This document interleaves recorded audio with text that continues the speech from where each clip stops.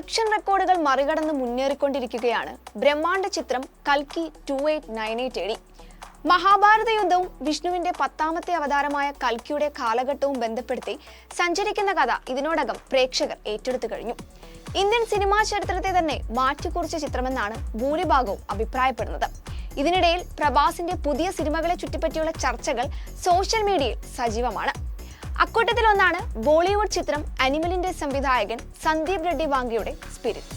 ഏപ്രിലിൽ പ്രഖ്യാപിച്ച സിനിമയുമായി ബന്ധപ്പെട്ട് അന്നേ ചർച്ചകൾ സജീവമായിരുന്നു. ഇപ്പോൾ ഈ ചർച്ചകളിൽ മറ്റൊന്നും കൂടി ഇടം പിടിച്ചിരിക്കുകയാണ്.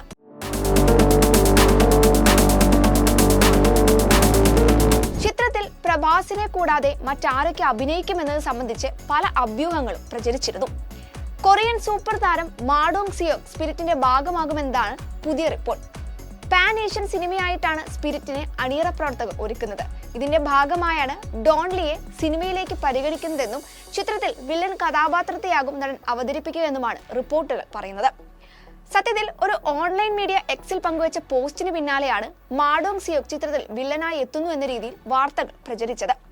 സോഷ്യൽ മീഡിയ ഒന്നടങ്കം ഒഫീഷ്യൽ റിപ്പോർട്ട് എന്ന രീതിയിൽ വാർത്ത നൽകിയതോടെ പോസ്റ്റ് പങ്കുവച്ച മീഡിയ തന്നെ ഇക്കാര്യത്തിൽ വിശദീകരണവുമായി രംഗത്തെത്തുകയും ചെയ്തു.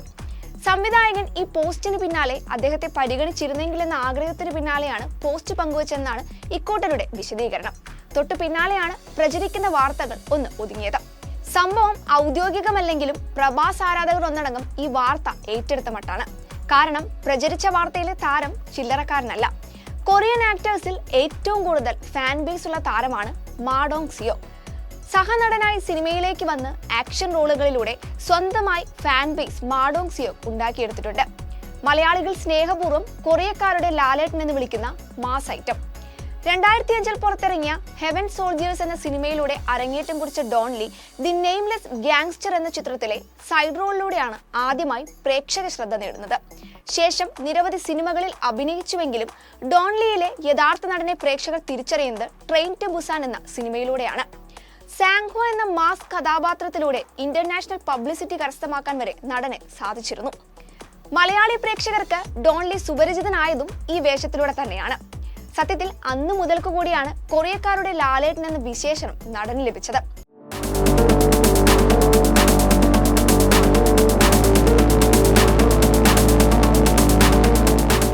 കൊറിയൻ സിനിമകളിൽ ഗ്യാങ്സ്റ്റർ വേഷമുണ്ടെങ്കിൽ ഡോൺ ലി മതി എന്ന രീതിയിലേക്ക് വരെ എത്തി നിൽക്കുകയാണ് നടന്റെ കരിയർ. ഈ പറഞ്ഞ ആക്ഷൻ ഹീറോയും തെന്നിന്ത്യയുടെ സ്വന്തം നടൻ പ്രഭാസും ഒരുമിച്ചൊരു ഫ്രെയിമിലെത്തിയാൽ ബാക്കി പറയാനുണ്ടോ? അങ്ങനെയെങ്കിൽ മികച്ചൊരു വില്ലൻ നായക കോംബോ സിനിമാ ആസ്വാദകർക്ക് കാണാൻ സാധിക്കുമെന്ന കാര്യത്തിൽ സംശയമില്ല. ആദ്യമായല്ല മാ ഡോങ് സിയോക് സിനിമയിൽ എത്തുമെന്ന രീതിയിൽ വാർത്തകൾ പ്രചരിക്കുന്നത്. പൃഥ്വിരാജ് സംവിധാനം ചെയ്ത് വമ്പൻ ഹിറ്റായി മാറിയ ലൂസിഫറിന്റെ 2ാം ഭാഗമായ എമ്പുരാനിലും കൊറിയൻ ആക്ഷൻ സ്റ്റാർ എത്തുമെന്ന രീതിയിൽ വാർത്തകൾ പുറത്തെത്തിയിരുന്നു. അന്ന് കൊറിയൻ ലാലേട്ടനും യഥാർത്ഥ ലാലേട്ടനും നേർക്കുനേർ എന്ന രീതിയിലാണ് പോസ്റ്ററുകൾ പ്രചരിച്ചിരുന്നത്. ഇക്കാര്യത്തിൽ ഔദ്യോഗിക വിശദീകരണമൊന്നും ഇതുവരെ പുറത്തെത്തിയിട്ടുമില്ല. 300 കോടി ബജറ്റിലൊരുങ്ങുന്ന സ്പിരിറ്റിന്റെ ചിത്രീകരണം 2024 ഡിസംബറിൽ ആരംഭിക്കും. പ്രദർശനത്തിനെത്തുന്ന ആദ്യ ദിനം തന്നെ ചിത്രം 150 കോടിയോളം വരുമാനം നേടുമെന്നാണ് സംവിധായകൻ സന്ദീപ് റെഡ്ഡി അവകാശപ്പെടുന്നത്. നിർമ്മാതാവിനെ ഒരിക്കലും നഷ്ടം വരില്ലെന്നും അദ്ദേഹം ഉറപ്പു നൽകുന്നുണ്ട്. രൺബീർ കപൂറിനെ നായകനാക്കി സന്ദീപ് റെഡ്ഡി വാങ്ക സംവിധാനം ചെയ്ത അനിമൽ ബോക്സ് ഓഫീസിൽ വലിയ വിജയമാണ് കരസ്ഥമാക്കിയിരുന്നതെങ്കിലും സ്ത്രീവിരുദ്ധത, അക്രമാസക്തമായ രംഗങ്ങൾ തുടങ്ങിയവയുടെ പേരിൽ രൂക്ഷ വിമർശനം നേരിട്ടിരുന്നു. അദ്ദേഹം സംവിധാനം ചെയ്ത മുൻ ചിത്രങ്ങളായ അർജുൻ റെഡ്ഡി, കബീർ സിംഗ് എന്നീ ചിത്രങ്ങൾക്കെതിരെയും സമാന രീതിയിലുള്ള വിമർശനങ്ങൾ ഉയർന്നിരുന്നു. ചിത്രത്തെ വിമർശിച്ച സിനിമാ പ്രവർത്തകരെയും നിരൂപകരെയും കടന്നാക്രമിക്കുന്ന സമീപനമാണ് സംവിധായകൻ സ്വീകരിച്ചിരുന്നത്. ഏത് തരത്തിലുള്ള സിനിമ എടുക്കണമെന്ന് തീരുമാനിക്കുന്നത് തന്റെ സ്വാതന്ത്ര്യമാണെന്നും അതിലിടപെടാൻ ആരെയും അനുവദിക്കില്ലെന്നുമായിരുന്നു അദ്ദേഹത്തിന്റെ പ്രതികരണം. വിമർശനങ്ങളെല്ലാം തലപൊക്കിയെങ്കിലും ചിത്രങ്ങൾ ആഗോള വ്യാപകമായി വൻ തുക കരസ്ഥമാക്കിയിരുന്നു. ആ നിലയ്ക്ക് വരാൻ പോകുന്ന പുതിയ സിനിമ ഏത് വിധത്തിലുള്ളതായിരിക്കും, എന്ത് കഥയെ അടിസ്ഥാനമാക്കിയുള്ളതായിരിക്കും എന്നറിയാൻ പ്രേക്ഷകർക്ക് ആകാംക്ഷയേറെയാണ്. മാത്രമല്ല ചിത്രത്തെക്കുറിച്ച് സംവിധായകൻ തന്നെ ഇത്രമാത്രം ഉറപ്പു നൽകുകയും ചെയ്യുമ്പോൾ ബാക്കി പറയാനുണ്ടോ? കൽക്കിയുടെ തേരോട്ടത്തിന് പിന്നാലെ ഉടൻ തന്നെ ചിത്രത്തിന്റെ അപ്ഡേറ്റുമായി പ്രഭാസ് എത്തുമെന്നും റിപ്പോർട്ടുകളുണ്ട്. Entertainment desk, movie world media.